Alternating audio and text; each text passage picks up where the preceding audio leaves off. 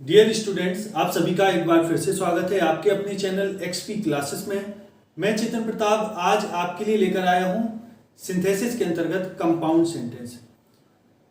हालांकि इसके पहले मैं कॉम्प्लेक्स सेंटेंस और जो सिंपल सेंटेंस होता है यानी सिंथेसिस के अंतर्गत सिंपल सेंटेंसेस बनाने की सारी विधियां दे चुका हूं और कॉम्प्लेक्स सेंटेंस बनाने की तीनों विधि नाउन क्लॉज, एडजेक्टिव क्लॉज और एडवर्ब क्लॉज का प्रयोग करके यानी कैसे कॉम्प्लेक्स बनाया जाता है वो सब मैं दे चुका हूं। आज के वीडियो में हम लोग बात करेंगे कंपाउंड सेंटेंस क्या होता है और ये कैसे बनाया जाता है। तो पहले तो कंपाउंड समझ लीजिए। कंपाउंड सेंटेंस का मतलब होता है वो सेंटेंसेस जिसमें एक प्रिंसिपल क्लॉज हो, एक या एक से अधिक कोऑर्डिनेट क्लॉज हो। ध्यान दीजिएगा, कोऑर्डिनेट क्लॉज। और क्लॉज का मतलब होता है उपवाक्य यानी बड़े वाक्य का एक हिस्सा जो अपने आप में एक वाक्य हो, वो कहलाता है क्लॉज। समझ गए होंगे आई थिंक।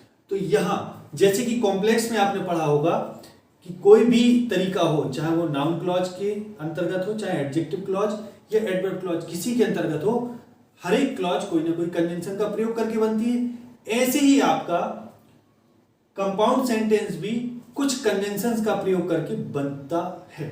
वो कैसे बनता है, कौन कौन सी कंजंक्शन होती है, इसको समझिए। पहले तो मैं आपको बता दूं इसको बनाने की दो विधियां हैं। पहली विधि जो है वो है कोऑर्डिनेटिंग कंजंक्शन का प्रयोग करके, कोऑर्डिनेटिंग कंजंक्शन का प्रयोग करके, ध्यान दीजिएगा। और जो दूसरी विधि है इसकी, दूसरी विधि है रिलेटिव प्रोनाउन या रिलेटिव एडवर्ब का प्रयोग करके, रिलेटिव प्रोनाउन या फिर रिलेटिव एडवर्ब इनका प्रयोग करके।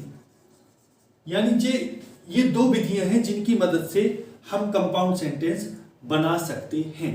तो जो पहली विधि है, हालांकि इतना तो आप समझ गए होंगे, एक प्रिंसिपल क्लॉज होगी, एक या एक से अधिक कोऑर्डिनेट क्लॉज होगी। ध्यान दीजिएगा। और जो कोऑर्डिनेट क्लॉज होगी वो आपकी या तो कोऑर्डिनेटिंग कंजंक्शन का प्रयोग करके बनेगी या रिलेटिव प्रोनाउन या रिलेटिव एडवर्ब का प्रयोग करके बनेगी। तो अब ध्यान से समझ लीजिए होना क्या है इसमें, कंपाउंड सेंटेंस बनना कैसे है। कुछ कंजंक्शन है जिनका प्रयोग करके बनना है। तो कोऑर्डिनेटिंग कंजंक्शन के अंतर्गत चार प्रकार की कंजंक्शन होती हैं। पहली होती है कम्युलेटिव, कम्युलेटिव कंजंक्शन। कौन सी कंजंक्शन? कम्युलेटिव, यानी इसको बोलते हैं जोड़ बताने वाली कंजंक्शन, जोड़ बताने वाली। अब जोड़ बताने वाली कंजंक्शन को जरा समझें।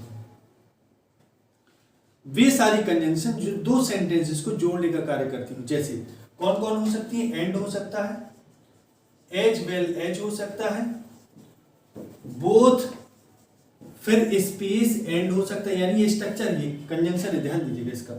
फिर इसके बाद एंड माने और, एज वेल एज माने और भी, बोथ एंड माने दोनों, यानी ये भी और वो भी, इस टाइप से। Not only, not only but also, not only फिर स्पेस, ध्यान दीजिएगा, फिर but also, not only but also, as well as, both and और एंड। यानी इतनी कंजंक्शन होंगी जो जोड़ बताने वाली कंजंक्शन के अंतर्गत रखी जाएगी और इनकी मदद से हम लोग क्या बनाएंगे? कंपाउंड बनाएंगे। फिर इसके बाद जो दूसरी कोऑर्डिनेटिंग कंजंक्शन है वो है आपकी अल्टरनेटिव। अल्टरनेटिव का मतलब होता है विकल्प बताने वाली, अल्टरनेटिव कंजंक्शन। यानी विकल्प बताने में हम लोग जानते हैं और का हम यूज कर सकते हैं, अथवा, अदरवाइज, हम अदरवाइज का यूज कर सकते हैं, अन्यथा, नाइदर नॉर, आइदर और। यानी और, अदरवाइज, नाइदर नॉर, आइदर और, इनका हम यूज कर सकते। नाइदर और नॉर माने होता है ना तो ये ना तो वो, आइदर और माने या तो ये या तो वो। तो ये दूसरी कंजंक्शन होगी। तीसरी है आपकी एडवर्जेटिव कंजंक्शन, एडवर्जेटिव, एडवर्जेटिव कंजंक्शन। इसको बोलते हैं विरोध बताने वाली कंजंक्शन। ध्यान दीजिएगा, विरोध बताने वाली। तो इसमें विरोध बताने वाली का कहने का अर्थ है दो सेंटेंसेस जो होंगे वो ऐसे होंगे जो एक दूसरे के विरोधाभासी हो। ध्यान दीजिएगा। तो विरोध बताने वाली कंजंक्शन के अंतर्गत इधर जो कंजंक्शन लगेंगी वो कौन कौन सी होंगी समझिए। एट, बट, still, nevertheless,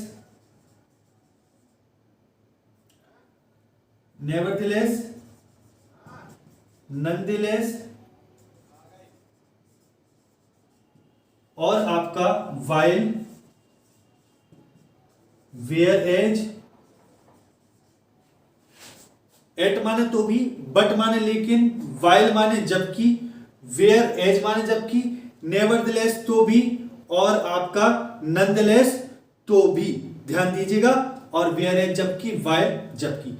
तो इस प्रकार से आपकी इतनी कंजंक्शन का प्रयोग इधर होगा, यानी एडवर्जेटिव कंजंक्शन में। इधर होना क्या है, एडवर्जेटिव कंजंक्शन का प्रयोग कहां होगा, जहां दो विरोधी सेंटेंसेस हो। अभी मैं आपको सब बताऊंगा कैसे क्या होना है, बस इनको केवल समझ लीजिए। फिर इसके बाद जो चौथी प्रकार की कंजंक्शन है वो है आपकी इलेटिव, यानी परिणाम बताने वाली, इलेटिव परिणाम बताने वाली कंजंक्शन।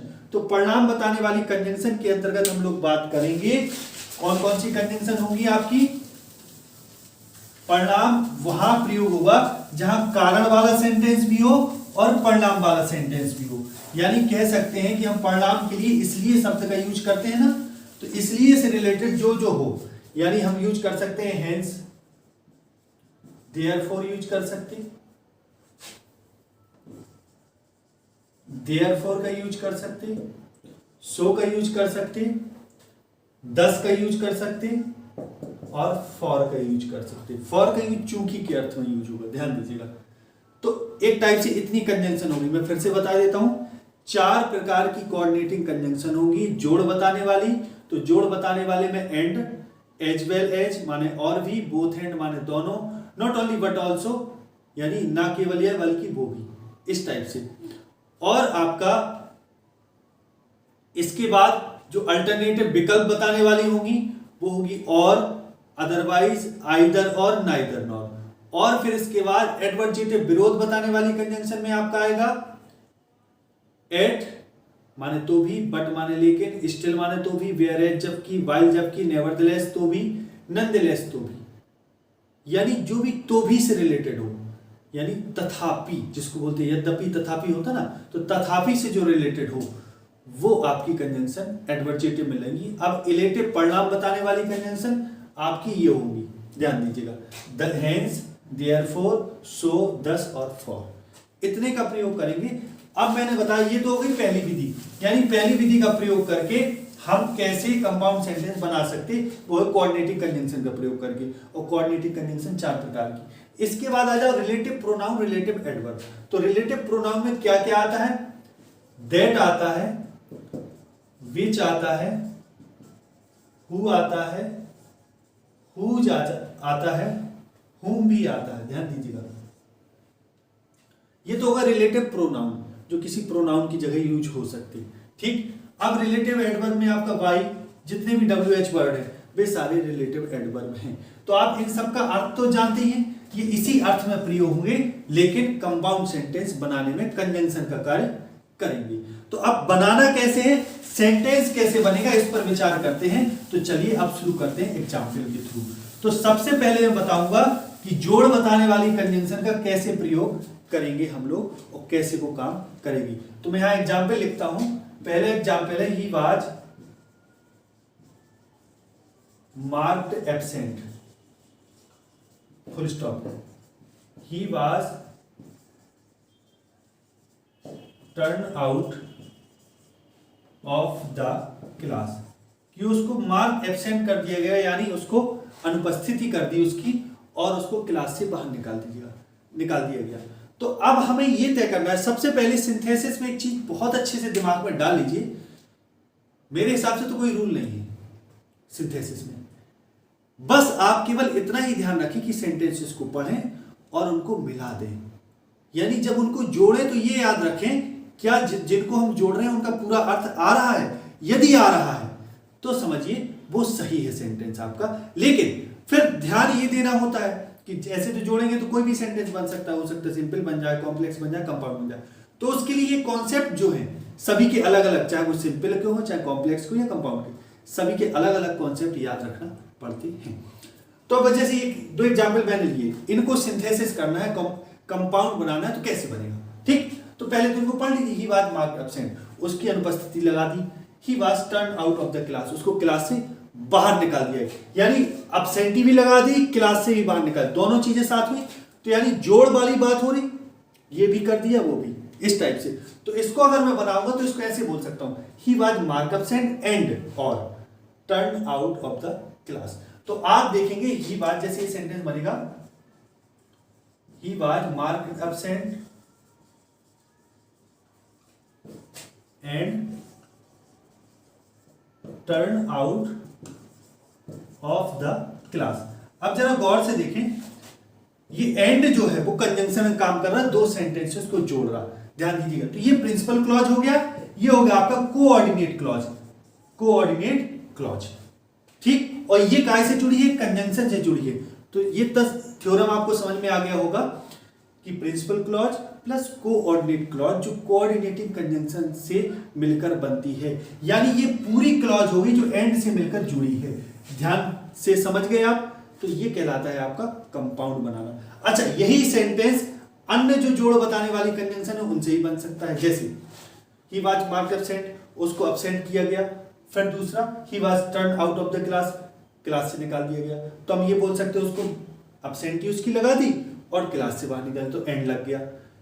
उसकी एब्सेंटी भी लगा दी और क्लास से भी, और भी, तो और भी के अर्थ में हम एज वेल एज लगा सकते हैं, क्योंकि इसमें जो कंजंक्शन प्रयोग होगी and as well as, not only but also, है ना, और बोथ एंड होगा ना। तो इसको हम दूसरे तरीके से बना सकते हैं, he was marked absent as well as turn out of the class.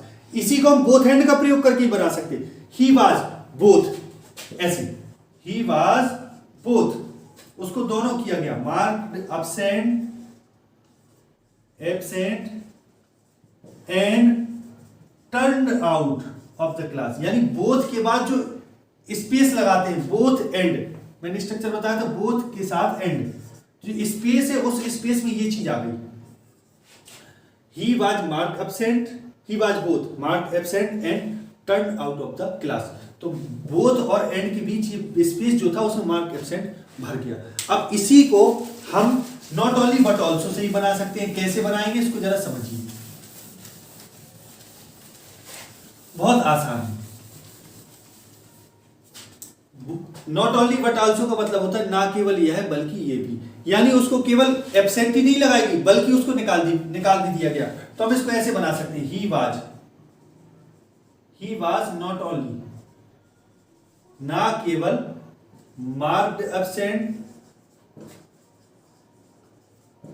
But also turn out of the class, यानी नॉट ओनली अगर आप गौर से देखें तो नॉट ओनली के बाद मेन वर्ब से शुरू हुआ मार्क एब्सेंट, और टर्न आउट बट ऑल्सो के बाद टर्न आउट लिखा मैंने, यानी टर्न आउट एक मेन वर्ब है, तो ये भी एक मेन वर्ब है। तो नॉट ओनली बट ऑल्सो का यूज करते समय इतना ध्यान देना है हमें, यदि नॉट ओनली के बाद जो हम लिख रहे हैं वो मेन वर्ब से शुरू है तो बट ऑल्सो के बाद ही मेन वर्ब से ही शुरू होगा, इस चीज को ध्यान रखना है। तो एक टाइप से ये समझ गए, यानी कोऑर्डिनेटिंग कंजंक्शन के अंतर्गत हम इसको ऐसे कर सकते हैं। अब दूसरे प्रकार की कंजंक्शन है, वो है आपकी विकल्प बताने वाली कंजंक्शन, यानी विकल्प में अपन लोग यूज करेंगे और को, अदरवाइज को, आइदर और को, नाइदर नॉर को, इस टाइप से यूज करेंगे, है ना। तो इसमें देखें जरा, एग्जाम्पल लेते हैं। पहला एग्जाम्पल है make haste, full stop, we शैल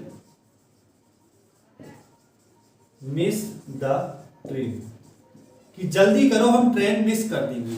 जरा इसको गौर से समझिएगा, इसमें जल्दी करो अथवा हम मिस कर देंगे, विकल्प की ही बात हो रही ना, तो विकल्प वाली कंजंक्शन वहां लगेगी जहां विकल्प की बात हो रही। तो ये सेंटेंस कैसे बनेगा, मेक हेस्ट जल्दी करो अथवा और we shall miss the train, हम ऐसे ही बोल सकते हैं, मेक हेस्ट जल्दी करो, अदरवाइज अन्यथा we shall miss the train, हम ऐसे भी बोल सकते हैं। आइदर या तो मेक हेस्ट जल्दी करो और we shall miss the train, हम इसी को वैसे चाहे तो नाइदर नॉर से ही बन सकता है, लेकिन थोड़ा अजीब सा लगेगा। कैसे, नाइदर मेक हेस्ट, ना तो जल्दी करो, nor we shall miss the train. हम तो एक टाइप से हम कह सकते हैं कि एक सेंटेंस को इतने तरीकों से बनाया जा सकता है। अब दूसरा सेंटेंस देखिए, दूसरा है एक एग्जाम। अब दूसरी जो तीसरा जो है आपका वो है अल्टरनेटिव कंजंक्शन का प्रयोग कर। अल्टरनेटिव तो हो गया, एडवर्जेटिव। एडवर्जेटिव कंजंक्शन, तो एडवर्जेटिव में मैंने आपको बताया था एट लगेगा, स्टिल लगेगा, बट लगेगा, यानी और नेवरदलेस लगेगा, नॉनदलेस लगेगा। इन सब का मतलब तो भी है, बट का मतलब लेकिन, स्टिल माने तो भी, एट माने तो भी, सबका वही है अर्थ। और इसके बाद एक और कंजंक्शन लगेगी वेयर एज, फिर वाइल। वाइल माने जबकि, वेयर एज जबकि। तो इन कंजंक्शन से पता ही चल रहा है इनके अर्थ से कि जैसे दो विरोधी सेंटेंसेस को अपने साथ लेने वाली हो। अब जैसे एग्जाम्पल के थ्रू लेते हैं, he is lazy, full stop, he is clever. कि वो लेजी है, वो क्लेवर है। वो लेजी है, वो क्लेवर है। लेजी माने आलसी और क्लेवर माने चतुर। कभी जो आलसी व्यक्ति है वो चतुर हो सकता है? जरा एक अजीब बात नहीं लगती? विरोधी चीजें ना हो गई। तो जहां दो विरोधी सेंटेंसेस का यूज हो या उनको हमें कंपाउंड बनाना हो तो इन कंजंक्शन का प्रयोग करके बना सकते। कैसे बनाएंगे? तो हम लिखेंगे he is lazy but clever. वो लेजी है लेकिन क्लेवर है। या ये बोल सकते ही इज लेजी, वो लेजी है तो भी वो क्लेवर है, एट ही इज क्लेवर। या क्लेवर भर कर दें या पूरा सेंटेंस लिख दें ही इज क्लेवर, इस टाइप से। जैसे एक सेंटेंस और मैं बोलता हूं, वो सेंटेंस है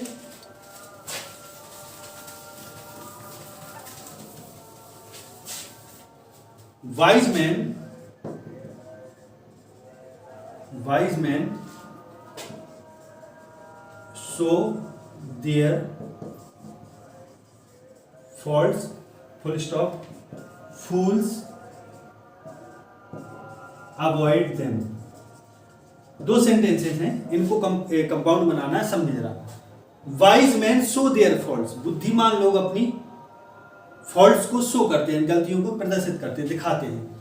फूल्स जो मूर्ख होते हैं उनको अवॉइड करते हैं, उनको नजरअंदाज करते हैं।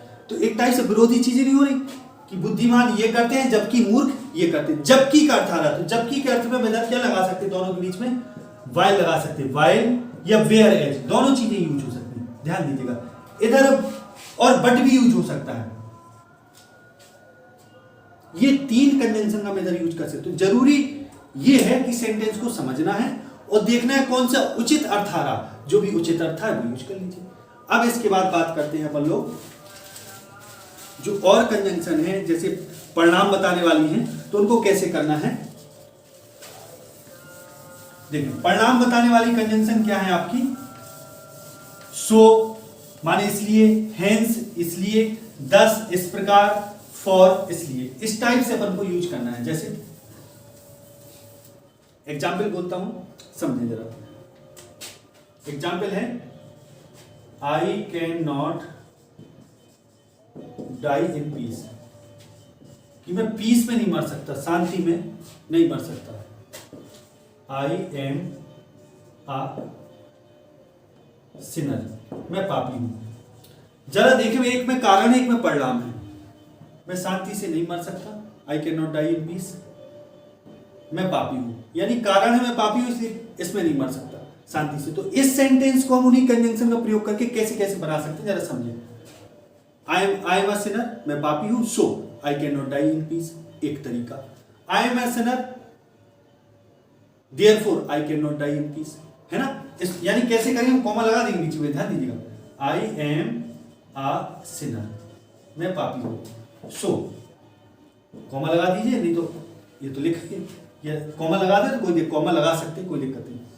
सो I can not die in peace, I can not die in peace, है ना। या therefore I can not die in peace, so की जगह देयरफॉर लगा दीजिए, है ना। अब इसी में हम फॉर भी यूज कर सकते हैं, लेकिन फॉर के यूज के समय आपको एक बहुत सावधानी बरतनी है, क्योंकि फॉर का मतलब होता है चूंकि। तो फॉर का जब यूज करेंगे तो पहले लिखेंगे परिणाम, फिर लिखेंगे फॉर, फिर लिखेंगे कारण। ध्यान दीजिए कैसे, जैसे ये सेंटेंस फिर बनेगा I can not die in peace for, चूंकि, आई एम अ सिनर। तो आप इसमें देख रहे होंगे ध्यान से कि कैसे कैसे हम सेंटेंस को बना सकते हैं। यानी हम एक ही सेंटेंस को किसी भी तरीके से बनाए, यानी एक ही जब सिंथेसिस करें, कंपाउंड बनाए, तो हम एक ही प्रकार के सेंटेंसेस को 3-3, 4-4 विधियों से बना सकते, कोई दिक्कत, माने कोई भी कंवेंशन जो उचित बैठे उसको आप यूज कर सकते हैं। अब अपन लोग बात करते हैं रिलेटिव प्रोनाउन या रिलेटिव एडवर्ब का प्रयोग करके। रिलेटिव प्रोनाउन या रिलेटिव एडवर्ब का प्रयोग करके कैसे करना है, जरा इसको समझें।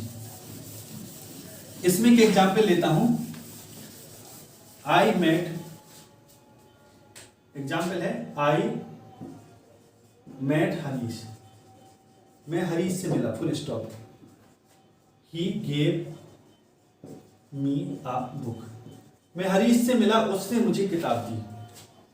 तो अगर हम जोड़ेंगे तो हम साधारणतः ये बोलेंगे मैं हरीश से मिला जिसने मुझे किताब दी, यही बोलेंगे ना। क्या बोलेंगे, आई मेट हरीश